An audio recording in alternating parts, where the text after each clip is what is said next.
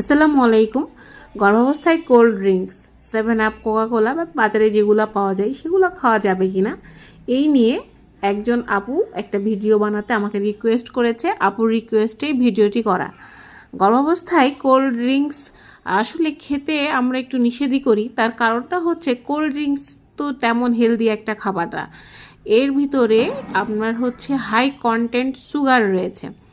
সুগারের পরিমাণটা এত বেশি যেটা দেখা যায় যে শরীরের মধ্যে যে অ্যাডিপোজ টিস্যুতে অ্যাবজর্ব হয়ে শরীরের ওজন করে, যে ওজনটি মোটেও হেলদি না।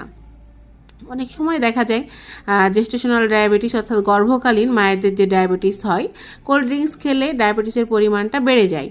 এই জন্যই আমরা গর্ভকালীন সময় কোল্ড ড্রিঙ্কস খেতে নিষেধ করি।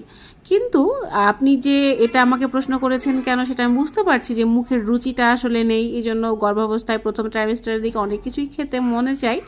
আপনি চাইলে 15 দিনে একবার এটা খেতে পারেন, কিন্তু একটা কোল্ড ড্রিঙ্কস পুরো একবারে খাওয়া উচিত না। আপনি 1 সিপ 2 সিপ করে খেলেন, আবার কিছুক্ষণ পর খেলেন, এভাবে খাওয়া উচিত। তবে এটি অ্যাভয়েড করাই ভালো। রুচির জন্য আপনি মাঝে মধ্যে অল্প পরিমাণ খেলে আশা করা